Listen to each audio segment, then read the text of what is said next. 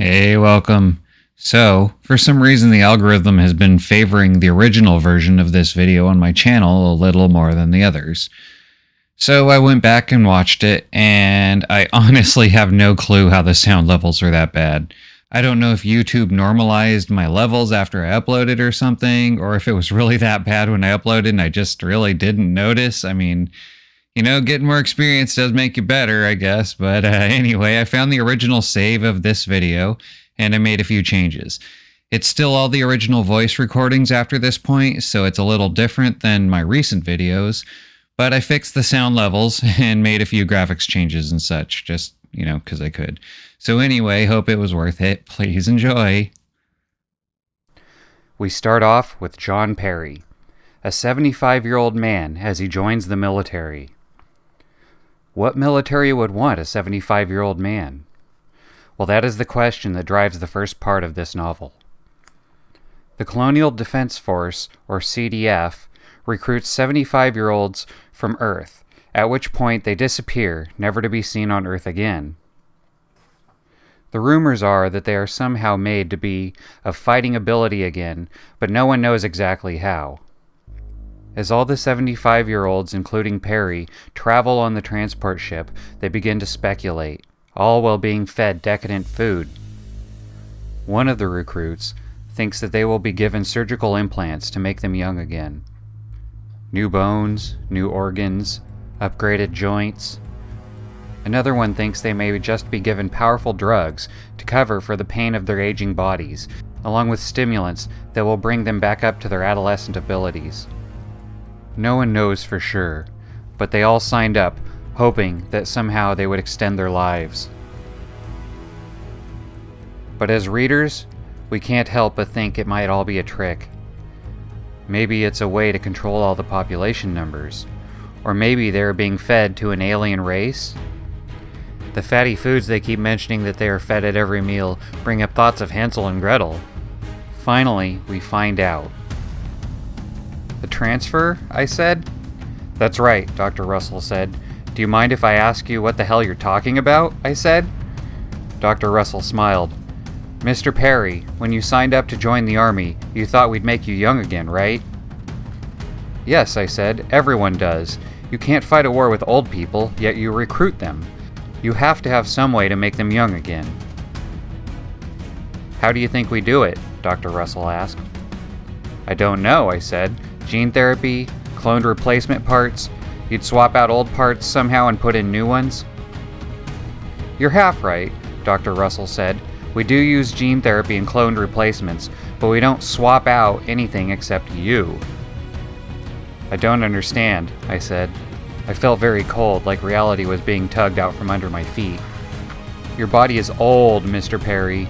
It's old and it won't work for much longer. There's no point in trying to save it or upgrade it. It's not something that gains value when it ages, or has replaceable parts that keep it running like new. All a human body does when it gets older is get old. So we're going to get rid of it. We're getting rid of it all.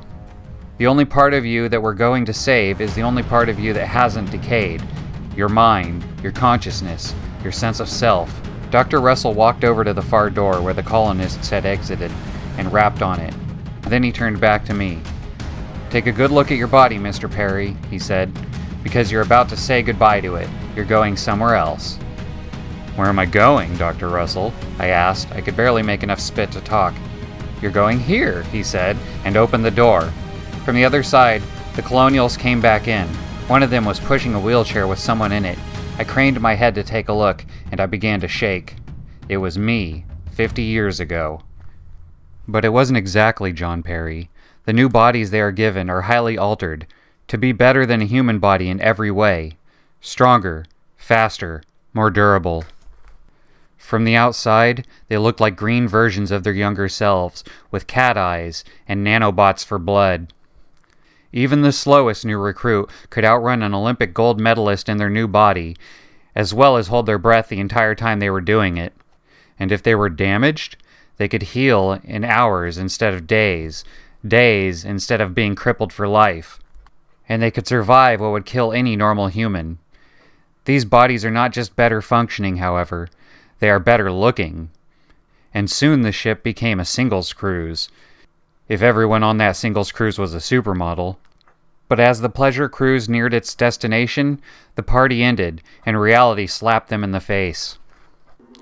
They were informed that they were lied to their entire lives back on Earth. The galaxy is not the peaceful playground they were all led to believe. The human race and the few worlds they had colonized are completely surrounded on every side by hostile races. To quote another novel, the universe was a dark forest with a hunter hiding behind every tree. Aliens of every type imaginable want to kill humans and take their planet for themselves, many of which have a taste for human flesh. These other species have all types of strange and unknown technologies, and most are far faster and more agile than humans. 3/4 of the CDF recruits die before their tour of service is over. "Well, Christ on a popsicle stick!" Master Sergeant Antonio Ruse declared after he glared at the 60 of us in his recruit platoon, standing, we hoped, more or less at attention on the tarmac of Delta Base's shuttleport. "We have clearly just lost the battle for the goddamn universe. I look at you people and the words tremendously fucked leap right out of my goddamn skull. If you are the best that the Earth has to offer, it's time we bend over and get a tentacle right up the ass." This got an involuntary chuckle from several recruits. Master Sergeant Antonio Ruse could have come from Central Casting. He was exactly what you would expect from a drill instructor. Large, angry, and colorfully abusive right from the get-go. No doubts in the next few seconds, he would get into one of the amused recruits' faces, hurl obscenities, and demand 100 push-ups. This is what you get from watching 75 years worth of war dramas. "Ha ha ha," Master Sergeant Antonio Ruse said, back at us. "Don't think I don't know what you're thinking, you dumb shits. I know you're enjoying my performance at the moment. How delightful. I'm just like all those drill instructors you've seen in the movies. Aren't I just the fucking quaint one?" The amused chuckles had come to a stop.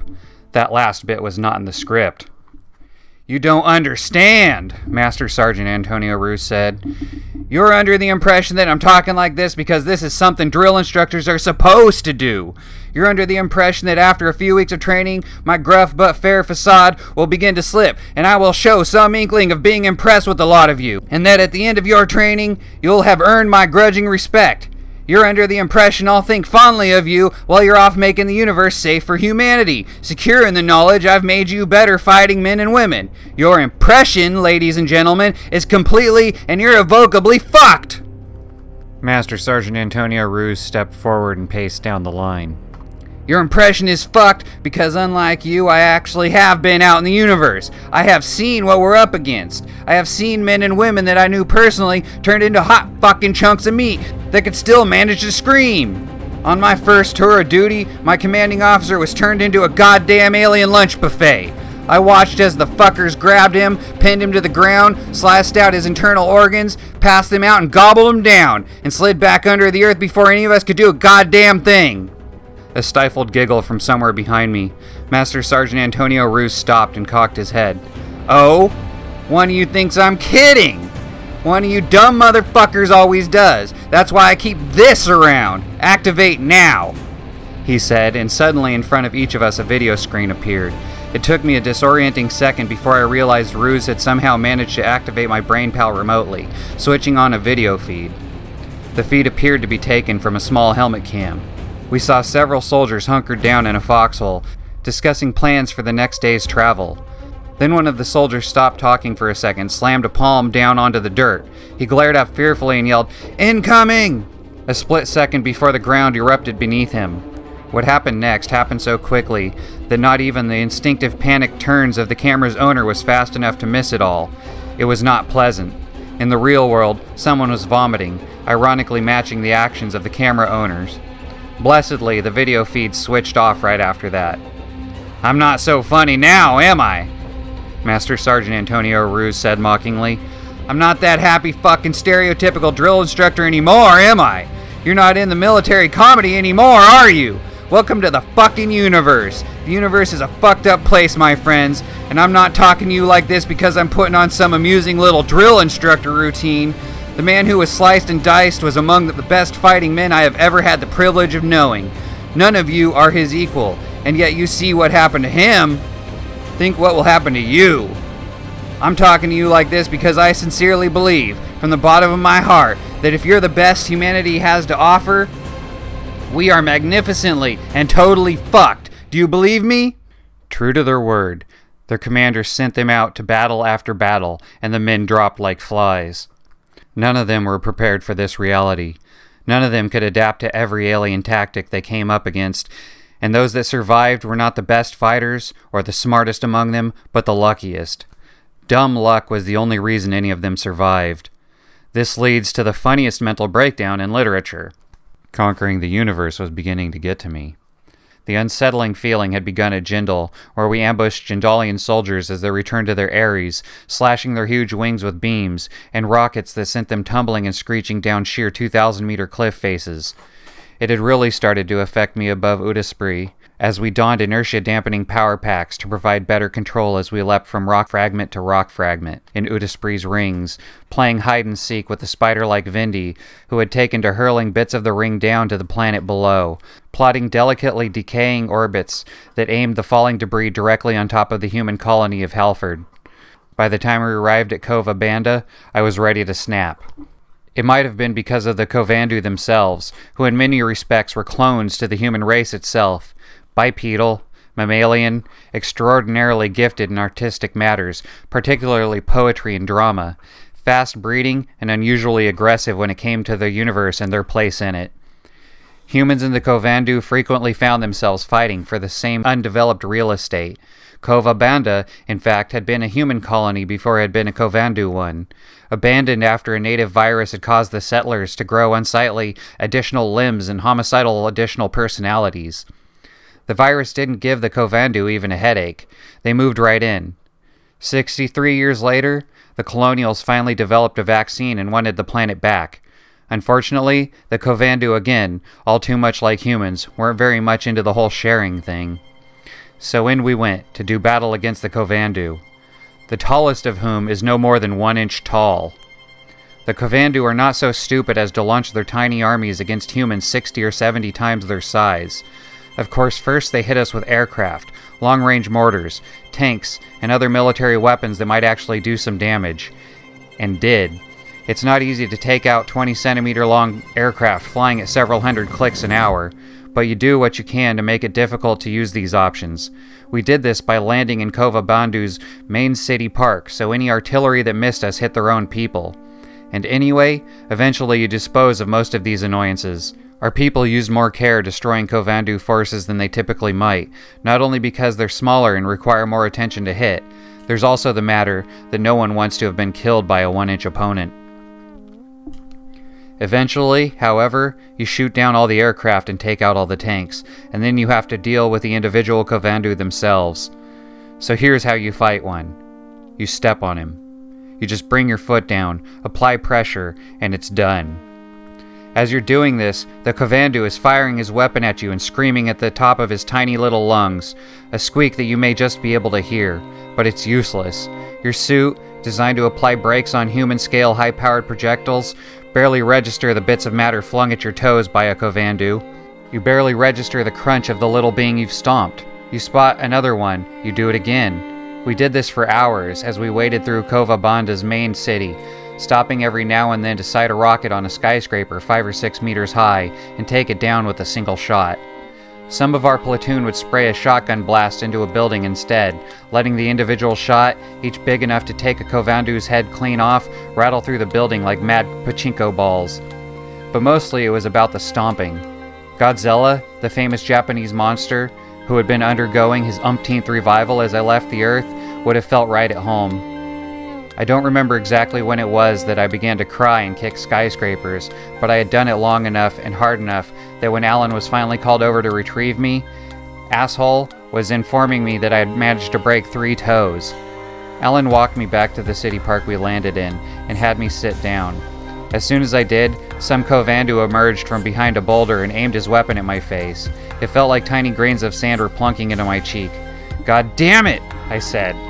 I grabbed the Kovandu like a ball bearing and angrily flung him into a nearby skyscraper. He zoomed off, spinning in a flat arc, decelerated with a tiny thunk when he hit the building, and fell the 2 remaining meters to the ground. Any other Kovandu in the area apparently decided against assassination attempts. I turned to Alan. "Don't you have a squad to pay attention to?" I asked. He'd been promoted after his squad leader had his face torn off by an angry Jindalian. "I could ask you the same question," he said, and then shrugged. "They're fine. They have their orders and there's no real opposition anymore. It's clean and sweep. And Tipton can handle the squad for that. Keys told me to come hose you down and find out what the hell is wrong with you. So what the hell is wrong with you?" "Christ, Alan," I said. "I've just spent 3 hours stepping on intelligent beings like they were fucking bugs. That's what's wrong with me. I'm stomping people to death with my fucking feet. This," I swept an arm out, "it's just totally fucking ridiculous, Alan. These people are 1 inch tall. It's like Gulliver beating the shit out of the Lilliputians." "We don't get to choose our battles, John," Alan said. "How does this battle make you feel?" I asked. "It bothers me a little," Alan said. "It's not a stand-up fight at all. We're just blowing these people to hell. On the other hand, the worst casualty I have in my squad is a burst eardrum. That's a miracle for you right there. So overall, I feel pretty good about it. And the Kovandu aren't entirely helpless. The overall scoreboard between us and them is pretty much tied." This was surprisingly true. The Kovandu's size worked to their advantage in space battles. Their ships are hard for ours to track, and their tiny fighter craft do little damage individually, but an immense amount in aggregate. It was only when it came to the ground battles that we had the overwhelming advantage. Kovabanda had a relatively small space fleet protecting it. It was one of the reasons the CDF decided to try and take it back. Of all the species Perry runs into, the most interesting was the Khonsu. Large, insect-like monsters with tech far more advanced than any other species we met. But war is their religion, and they always face their enemies with comparable levels of weaponry to give their enemies a chance. They believe themselves to be the highest form of life, because they possess the most destructive power. So because of their religion, they will try to help other species by both warring with them and by setting them against each other, like they did when they gave the Ray a device to detect CDF ships before they even jumped to a location, causing both civilizations to upgrade their tech and understanding of physics. The Ray invading the human colony planet Coral is the climax of this novel. It's also the point where Perry meets his dead wife's living green body. You see, John's wife died after enlisting, but before reporting for duty. Her Green Warrior's body had already been grown, and the CDF doesn't just throw those bodies away. They are given a generic personality and trained to be battle-ready anyway as part of the Ghost Brigades. And it just so happened that Perry was rescued from Coral by his dead wife's body. The conclusion to this story now sees Perry and his wife's body, now named Jane Sagan, returning to Coral to not just reclaim it for humanity, but also to steal the Khonsu's ship detection device for study. During the battle, Jane is almost killed, but Perry saves her, and the final lines leave us to believe that if they can both survive the rest of their tours of duty, they may just reunite as man and wife again. Well, if you're still around, I really appreciate it. I thank you for staying, and if you enjoyed that, please give me a like, comment, subscribe, and hopefully I'll see you back here for the next one.